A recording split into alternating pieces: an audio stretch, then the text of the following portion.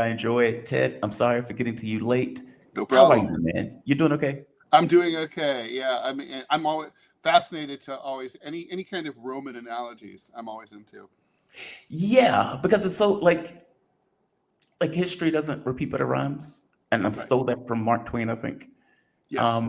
And it does. Like regardless of the technology. Like if you're watching a movie, for example, it's not really the technology in sci-fi, it's the human relationships. The sci-fi is kind of like the sprinkling around the human relationships and the interactions between these people.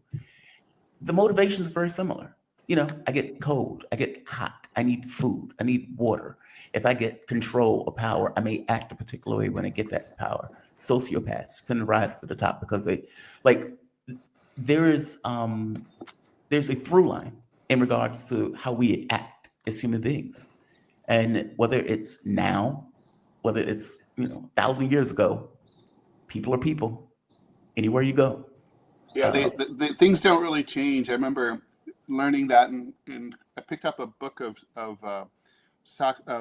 speeches by oh my God, the famous Cicero, and mhm. uh, and it was like Cicero was a conservative. He'd be a Republican now probably. Yeah, And he was calling for basically trickle down economics. Lower taxes for the rich so that they would invest and create jobs. I was like, wow, 2,000 years ago, things don't change. It's the yeah. same thing. How do you maintain the state? Machiavelli, another fascinating. Like, if you're going, people, he has a bad name, but he's a realist. They're like he Yeah. was in a situation where they were trying to balance against multiple powers in order to Hmm. keep. Oh, what is the place? I forget the name of the place in Italy, but he was trying to balance between multiple powers, and he was Hmm. like, he Florence. really, what was it? Florence. Thank Venice. you. It was Versus Florence. Florence. Yeah. No, it was Florence. You're right the first time I think. And in his mind, he was like, there are things that I notice for people in power when they succeed, and there are things that I notice for people in power when they don't. Hmm. And I was having a conversation with my mom yesterday because Bernie Sanders has been running around the country, and I have asked this question: why? It's like what? There's no presidential election coming up. I Right. don't think Sanders is going to run at 84, No, and he's yet not. he's been having these barnstormer rallies, like with 20, 30, 40,000 people. He's at Coachella, and as I told my mom, he's too much of a good man. And she was like, well, what do you mean by that? I said, a good man needs a really bad man in order to keep that good man in power. And Hmm. you need a bad guy. Like it's almost like I'm inclined to believe you need a sociopath who, for the most part, has your back, believes in your cause, and is willing to do the things that you don't necessarily want to do. I And always think about LBJ about this, right? So LBJ had a really hard time getting the Civil Rights Act passed, mhm, and in the end, as we learned from, people don't people know about the Nixon White House tapes, but the White House Oval Office was taped going back to Harry Truman. So there's tapes for all of those presidencies, yeah, and so some LBJ tapes came out that had him in a conversation with a key Southern senator the night before the big vote, and said, I really need your vote. And he's like, Lyndon, he was from Georgia. I can't do that. My people would never put up with it. And he's like, Johnson was like, I'm really sorry because you've had a really good career in the Senate. And he's like, what do you mean by that, Lyndon? I thought we were friends. It's like, yeah, well, that little filly you've been fucking in your office, she works for me. That news conference is going to be amazing. And then he's like, what? He's like, I'm going to be counting on your vote tomorrow. He's like, and that's it. That's seriously how the Civil Rights Act got passed, because LBJ cultivated this friendship over the course of 25 years with this man, and then threw him, like, when he needed to cash that shit, set him up, and it's like, it isn't personal. I just need that vote. put a knife in him. Yeah. Bernie would have never done that. No. That's what I mean. Bernie would have never gotten that vote. He would have never gotten the Civil Rights Act passed, and and he and would have who been. who's more effective, who made more change. I mean, I love Bernie as a dude, but who's really gotten things done? I mean, that was one of the fair criticisms that Hillary Clinton had against him, that Yeah, he had not. Of course, Hillary Clinton had only ever sponsored 6 bills in her career, all renaming post offices. So she wasn't one to talk, but still, she was not wrong about Bernie. No, she wasn't wrong about him. I mean, that's a problem. Like, it really is a problem. Like, if you're running against Joe Biden, because from my point of view, you need to win to be effective, but you got to win. And that's what James Carville gets right. yeah, that Carville perfectly gets that right. Politics is about winning. God, I hate to use a Star Trek reference, but it's irrelevant. When Cisco is in a situation, Starfleet officers, they're honest, moral, ethical, they're the best of humanity, they're all of these things. And yet, when Cisco was in a war and the question came up, do I kill a Romulan senator and frame the Jemadar in order to get Romulans into the war? Do I do that? Now, Sanders would say no. Picard would say no. Many of those officers would say, no, I can't do that. That is beyond the pale. Okay, but you're talking about billions of lives. Right. So your integrity in this situation is worth more than billions of people living. And I understand this is a mean, the end versus the, the end versus the means argument. But it's a realistic argument. It's a chess argument, right? If I do this, this happens. It's a and B, one follows the other. And yeah, it can take you into some dark places. But it is what it is. And Sanders doesn't seem to have that he's not that guy. And so, no, He doesn't want to throw a punch at Joe Biden. He doesn't want to put a knife in Joe Biden. He doesn't want to run hard against Hillary Clinton because he doesn't want to have the chance of making her lose to Trump. Dude, this is zero sum. Right. Like, this is it, right? This is your moment. And if I'd been in the room with him, I would have said, Bernie, honestly, it doesn't work that way anyway. If she ends up being the nominee is after a hard-fought primary battle with you, it'll strengthen her for the battle against Trump. Right there. It inoculates her, as opposed to whatever Trump is going to throw at her in that other contest. It doesn't weaken the candidate. Like, hard they're all politicians are traumatized by their own personal experiences. And, I'm thinking about, it's widely believed that Carter lost in 1980 because, he was beaten up by Ted Kennedy in the primaries. Look, I was there. I was at the convention in 1980. That's not what happened. Jimmy Carter was too conservative for the moment. It was 1980 was a change election, very much like 2016. Yeah. People wanted the left or the right. They weren't interested in moderation. Jimmy Carter represented that moderate centrist thing. Nobody cared. That's what happened. And Ted Kennedy represented the left. Change, yeah. Well, from my understanding, Sanders didn't want to be considered Ralph Nader. And Ralph Nader isn't Ralph Nader, because Ralph Nader didn't do what he's accused of doing. Exactly. Democrats pinned that on him as if it was his fault. Al Gore couldn't even win his own state. Right. I'm sorry. There's political history. Well, not to mention in the recount battle, Al Gore's people were morons. I mean, they requested state recounts in Florida in Democratic counties. Okay, so it's so dumb. If you're trolling for additional Democratic votes, you go in Republican counties because those are run by Republicans who are going to undercount Democratic votes. Right.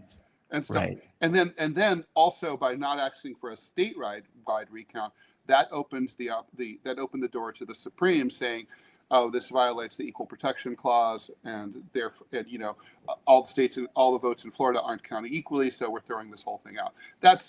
It was just incredibly stupid. Yeah. Just your knowledge of political history always astounds me, and I'm always so impressed by it. The audience may not know it. Oh, but Ted on this stuff is fascinating. I've sat there at times on the radio show just listening to you, like, wow, this is fascinating. I've learned so much in this case.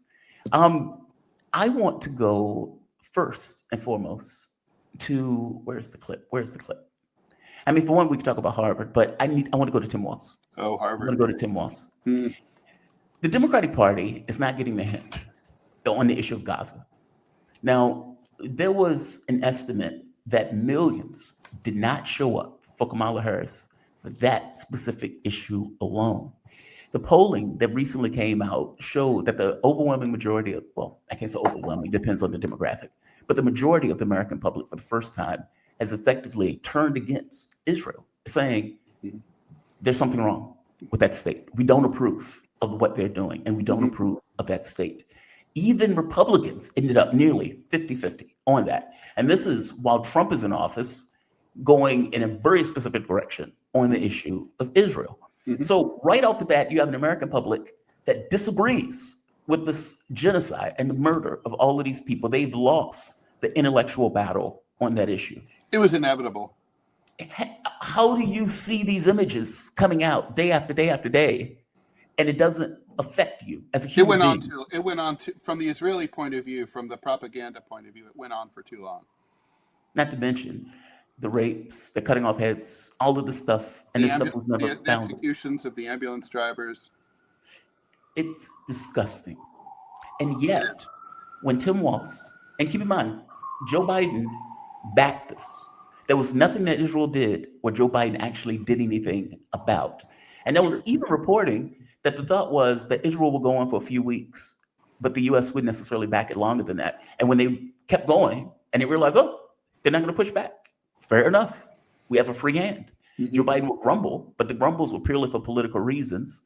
And even when he was sent to Tony Blinken, the man who went to Israel and said, I am a Jew. And you think to yourself, why are you telling me that you are a Jew? You are supposed to be a U.S. citizen working in U.S. interests. Full stop. That, they always say dual loyalty is anti-Semitic. Then what the hell is he doing saying, I am a Jew when you're supposed to be working in U.S. interests? What they wanted was Blinken to come back and say, hey, by the way, I got a deal at the DNC convention. That didn't happen because at that point, Joe Biden was so frail, weak, and ridiculous that Netanyahu paid him no mind and was using politics to put a knife in him. Tim Walz, after Kamala Harris loses, and part for being one-to-one with Joe Biden and backing, supporting, and defending a genocide, giving 70 to 80% of the money for the genocide, Tim Walz still hasn't gotten the hint. So he goes on Chris Hayes, and Chris Hayes asks him this question, and listen to his answer. I don't want to get your take on his answer. I'm sorry, upstairs, I don't know what the fuck they're doing upstairs. They are losing their minds. And somebody must have just moved into the apartment upstairs. We can't hear it, Jamal. It's only. Oh, well, I'm about to play it now. I'm playing it now. Okay. Here, but on the Gaza question, should there have been a more definitive break with the administration on Gaza specifically?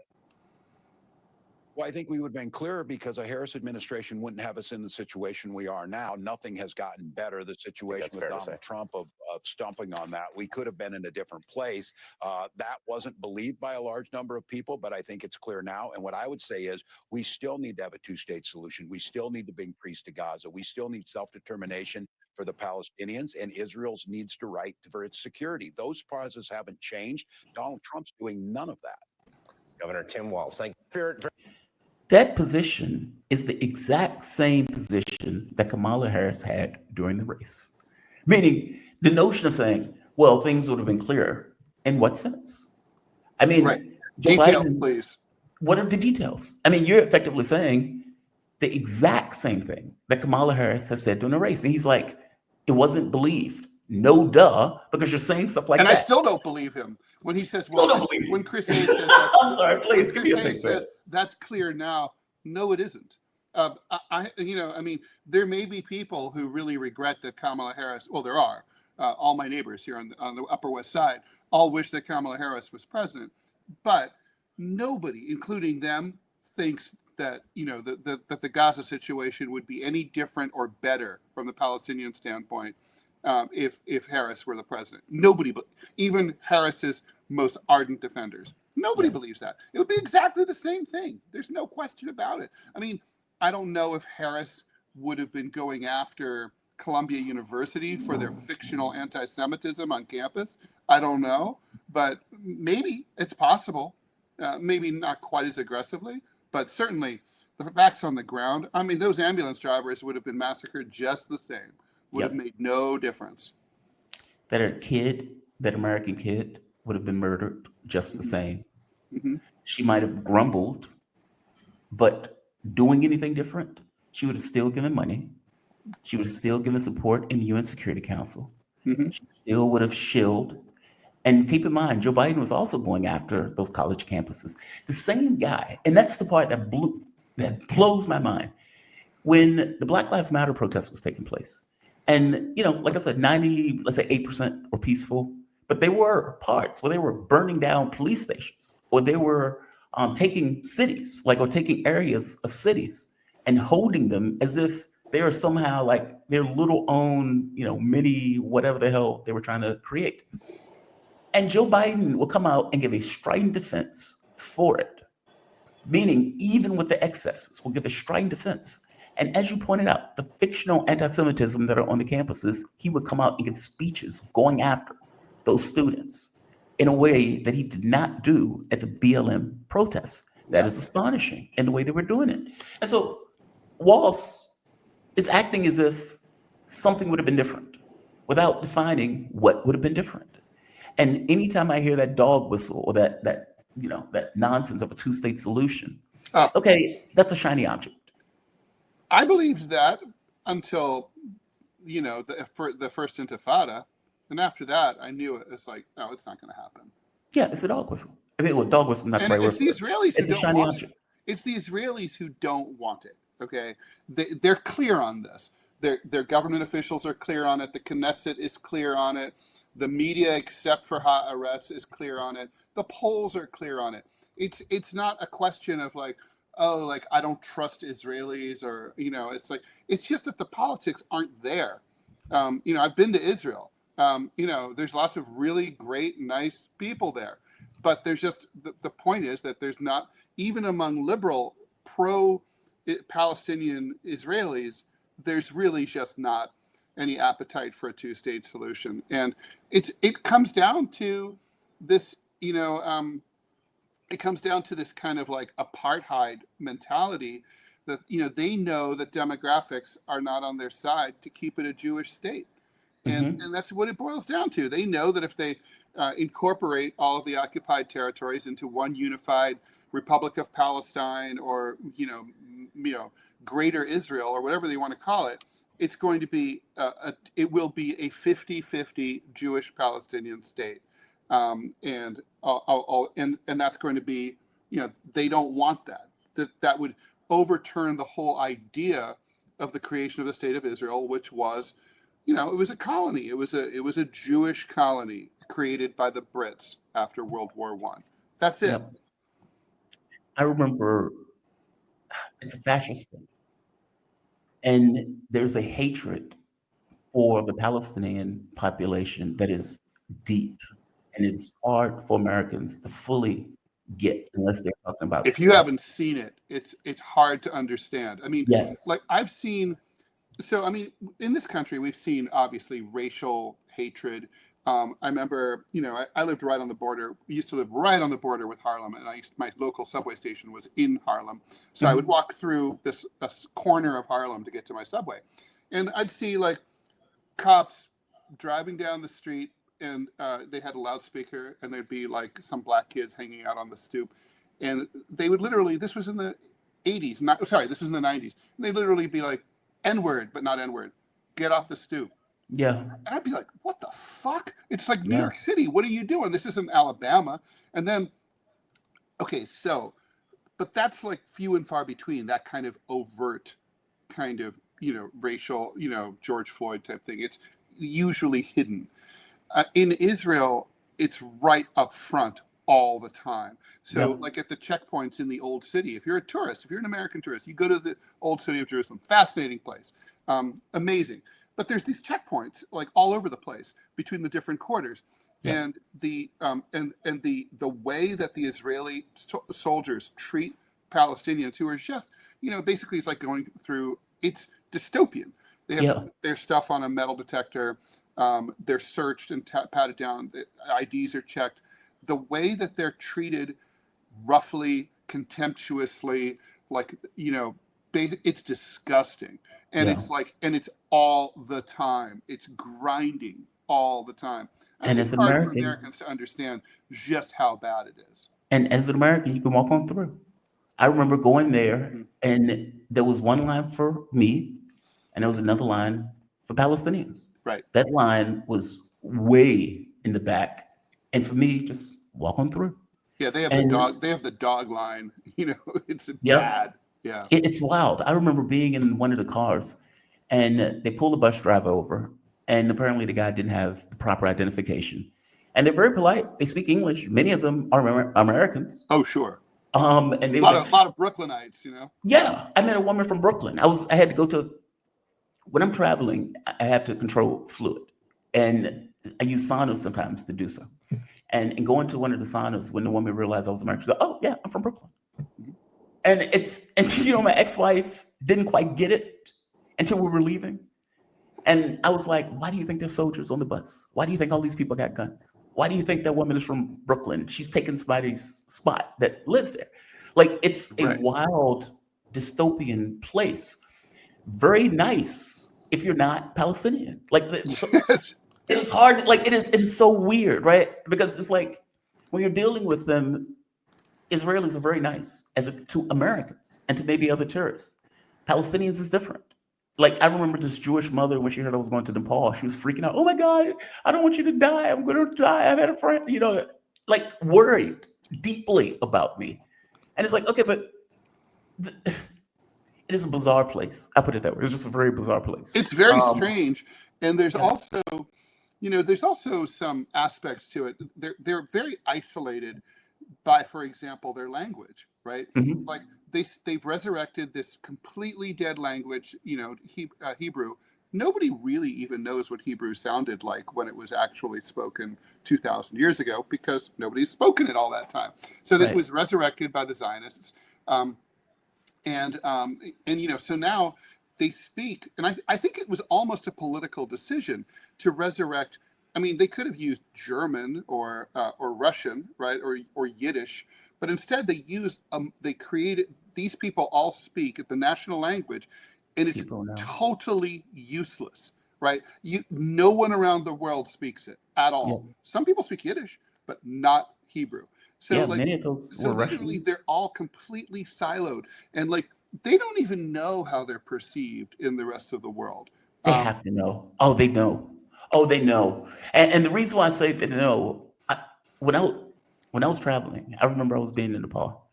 There is a chip on their shoulder Oh yeah, about how they're perceived. At that's least true. in my experience, where there's always this thing of, I need to explain, I need to justify, Yeah. the guy. I remember My white Afrikaner girlfriend was like that in in college. yeah, It was the early '80s, and she was like, "You have to understand, we treat our servants very well." I'm like, "Listen to yourself," yep, you know. yeah. I remember they were trying to explain to me why they were destroying olive branches and destroying crops and everything else associated with it. And I was like, dude, We you're have to. yeah, they're like, we have to. It feels like King Leopold's soliloquy, where he's describing all of these crimes that he's forced to do because of the population, despite the fact that you're subjugating the population. It is a wild place. I guess my point is, they are literally committing a genocide. And the best that Walsh can come up with is, we would have somehow been different. And what I Right. don't think he fully grasped is that he grasped that the people don't believe him. B, he can't articulate how he would be different than Donald Trump. Like you said, maybe not Right. disciplining students. What is the cost to him to say, like, look, he's not going to be vice president ever. So he's achieved peak Walls, right? That's where he is right now, on the Chris Hayes show, as senator, as a senator from Minnesota, right? That's it. Or governor. I apologize. So like, he could just lie and say, oh yeah, under a Harris-Walsh administration, we would have cut off all weapons to Israel. He could say that, but the fact that he can't even say that, because he'd be getting a call from the DNC. Mike, what the fuck? Like, like he can't even do that. You're gonna hurt our cash, man. What are you doing? What are you doing? Like, I just got a call from J Street. It's not good. Stop. It's outrageous. Like there's such a disconnect from where the American public is on this issue versus where Congress is. It's going to get wider. It's going to get wider because even though Americans are very slow to pay attention to these to anything overseas, no matter how outrageous it is. But if it drags on over the course of years, which is what we're talking about now, they start to pay attention, they focus on it, they notice it. It's sort of like it's in the background. It's like on their social media feeds. It's like it's just in the ether, like apartheid. Yeah. Like apartheid. And then at a certain point, people are just like, oh man, enough. Just stop. That's how Americans are. And so I think, Washington and like we in the media, we kind of operate on a different timeline than the public does. But they're catching up now. But it was present in the election, I guess is my point. It affected enough of the vote to get people to sit on their hands, right? Yes. I mean, Kamala Harris, lost by 1.5 million votes, give or take. Okay, well, you had millions. 7 to 10 million. Didn't show up. Mm-hmm. And I remember randomly going into the pot store, talking to an African-American woman where she was like, I don't like what they're doing over there. I am considering just not voting. Mm-hmm. That woman was 60 years old. Random meeting where this came up just in conversation in the context of the store. And you think to yourself, okay, well, what does this look like across a country of 320 million people where the youth are engaged in this issue heavily engaged, for God's sake, at the college campuses. And that's super influential. I mean, I knew older people who said that they would have voted for Harris. And even though their kid probably may or may not have voted anyway, because, kids aren't that good at voting. But they were so, these older people, these parents were impacted by their kids. And they were like, when I really started to focus on what my kid was saying, I was like, I can't vote for Harris. Yep. Or Trump. My mom was like, they were Bernie Sanders. It affected her. It affected my grandmother. It affected relatives. I was so engaged. I don't think Democrats think about that sort of. They're like, well, young people don't vote. Well, I mean, they vote. They just don't vote in as high numbers. But it's like, but I don't think they understand the spillover effect. It's sort of like a business.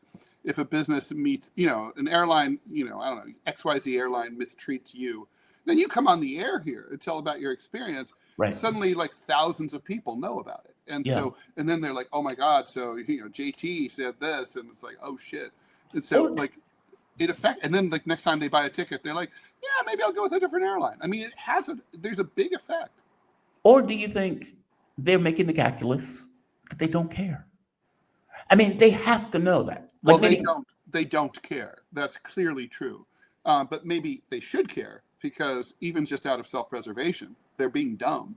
They should care. But they seem to be willing to lose. As opposed to look at Columbia University, my alma mater. They are willing to lose. I mean, literally, what did they do? They basically sold their soul for a seat at the table, and they got nothing back at all. I mean, this is just it's not just bad ethics, right? To say, for example, you shouldn't be on the side of a genocide. You shouldn't be willing to give up academic freedom. That's true. Those things are very true. But it's also just like, what's in it for you personally to be, Israel's bitch? And the answer is there's nothing in it really for us. I mean, just think about, for example, let's just say, to be really raw about it, we're talking to Iran now. Let's say the Iranians said, we're going to need you to cut Israel loose so we can have normalized relations. And let's just say, for the sake of argument, we're like, all right, we'll do that. Well, that trade-off, I mean, what would you rather have as your friend in the Middle East? Iran or tiny little Israel with no oil, no natural resources, the size of New Jersey, a worthless geographic location that causes you nothing but trouble and costs you billions of dollars a year? Or Iran, a massive oil-producing state right on the Persian Gulf, smack dab between the former Soviet Union, Afghanistan, all sorts of strategically important places, the Strait of Hormuz. I mean, you tell me which it would be better geopolitically if you're playing that game of risk. Which one would you rather have? Israel is not worth it. Well, from their point of view, it's a colony, just like we were a colony. Mm-hmm. They're expanding and wiping out the population, just like we wiped out the population. Mm-hmm. We believe that we have a certain level of control in regards to them expanding into the various regions, meaning we don't control Iran. I mean, for God's sake, we had a coup in Iran in order so we could put the Shah in. So we have some level of control in regards to the way We did. politics work in Iran. Like, so I think from their point of view, this is our little colony. This colony is kind of like us. And because this colony Was it is kind of Truman like, who said Israel is like an aircraft carrier in the Middle East? yep. But it's like, but I don't know that. Yeah, I still stick to my calculus. I would rather have all those Arab countries, and Iran, than to have Israel. I just don't. Israel's just not important, and the only thing that they have is a very vibrant tech and surveillance sector. Mm-hmm. Okay, I'm pretty sure we could replicate that. Hell, we could make friends with the Chinese and use their tech. I mean, we can build it. Yeah. No, look, you have my full agreement. That is clearly not the way they see it. And there is a lot of money that is coming from Israel. Those people should be under FARA. Let's be very honest. True. Like the notion that they can function and not be considered under FARA laws as a foreign agent when their sole and only focus, even to the detriment of America itself, is Israel. Like, but again, if you're paying Donald Trump $100 million, or you're paying all of these people all of this money all throughout Congress. Thomas Massey came out and said they have minders in Congress for each of the Congress members to ensure that they vote a particular way. That is astonishing. That's a level of control that is very problematic. And for all of this talk about the Russians are doing this, the Russians are doing that. Trump is a Russian agent. Dude, he is like, are you out of your mind in regard to the comparison of control of the government and the direction that the United States is going? If he's a Russian agent, he's the worst Russian agent ever. Yes. Agreed. 1,000% agreed. I'm glad you brought up Columbia because I want to go to Harvard for a bit. Mm-hmm. Shout out to Harvard. Shout out to Harvard. Effectively telling Trump to F off. And I was going through that story this morning. For one, the idea that a US president is effectively trying to shape the mindset. Like this is, what is Operation Mockingbird on a lower level that is just not as effective. It's just a blunt version of it. Wasn't it Goebbels or someone like that who said the hand that rocks the cradle rules the world? That's what this is about. It's like Hitler Youth, right? Or Young Pioneers, or any of those kind of things. Like you gotta get those people at like 6 years old, not at 20, when they're freaking out at campuses. Right here. Now I'll show the article. Trump is effectively freezing $2.2 billion. But let's be clear, Harvard They've got it. Extremely rich, like ridiculously rich. They've got like 50 billion. Yeah. So the freezing of 2.2 billion, okay. However, effectively says, look, we're not changing it. We're not adjusting the way we go about it, what we want. They are even filing lawsuits, effectively saying, the Trump administration is trying to keep money from us that we are supposed to have. We don't accept the premise on this. Shout out to Harvard. I guess my thing is, when you're looking at this and you're looking at what Trump is trying to do to these universities, this is disturbing. I mean, you're disappearing people, for one. There's that. You're taking people who are going to college and sending them to some other country because they decide to complain or write an article when they were younger, either bad-mouthing America or bad-mouthing Israel. So you're doing this at the behest of a foreign government. That makes it even worse. And to do this across the board, looking at each and every person's either social media or, for that matter, anything that they might have put out, even protests. I mean, some of these people weren't even the right people, and they still said, take them away anyway. Let's take them away. I've never seen this. I mean, have you seen this in, like, even McCarthyism? I don't think. Well, I did look this up. I was working on a column about like how a lot of stuff that Trump's done is not without antecedents. And so basically it's true that there are some precursors to this. During we mentioned South Africa, there was the mid 1980s college divestment movement. I was part of that, urging colleges and universities to divest from apartheid era South Africa.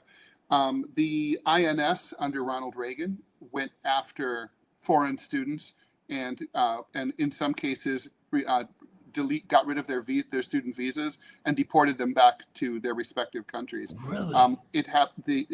There were Richard Nixon. Also, was really furious at the radical movement on college campuses and across the country. He also had he targeted students at UC Berkeley and other colleges, and foreign students in particular, stripped them of their student visas, had them deported. This seems to be a level of viciousness that is higher, like the Shalom Mahmoud, message being sent out from social media, but the scale seems to be higher. And certainly, for example, the ruthlessness of luring someone to a hearing where they're supposedly going to be approved for their citizenship application and then arresting them on the spot instead. That's kind of new, but it's not without these things are not without precedent. I mean, it all makes the argument for slippery slopes, right? Like these things were allowed to happen. There was really no real political accountability for them in the past.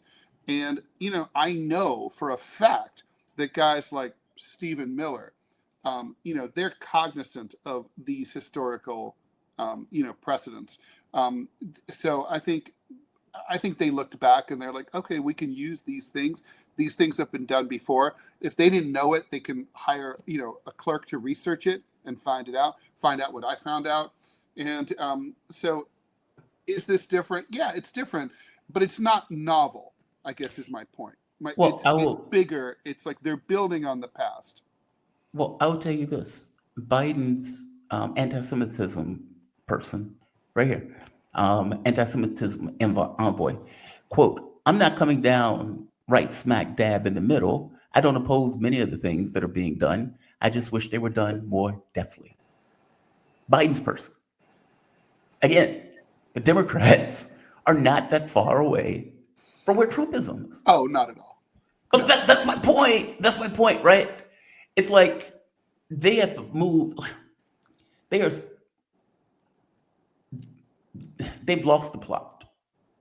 If the objective is to win elections, they've lost the plot. And maybe in their mind, okay, there's a lot of money that we're going to get. The public's not going to like us, but both parties are doing it. But what they don't quite get is that on the Republican side, it's about 50-50. On the Democratic side, it might be 30-70, right? Like it is, the energy on this is really coming from the left, not necessarily the right. Even if you look on social media, the energy is coming from the left, not necessarily the right. Those people would be more inclined to vote Democrat and I will tell you something else. From their point of view and from my point of view, it's a genocide. And the notion, it's like if somebody said, I'm going to build 2 concentration camps. And somebody else said, well, I'm only going to build 1. With the notion that, well, me building 1 concentration camp is somehow better than you building 2. Hey, dude, both of those things are horrible. I'm not voting for either of those things. Right. You may win, but you're going to win without my vote. And I will wager to you, a lot of people feel the exact same way. That's how I feel. I feel like you assholes in the 2 parties, you can do whatever the fuck you want, but you're not doing it with my support. Right there. Right there. That's my feel. That's exactly my feeling.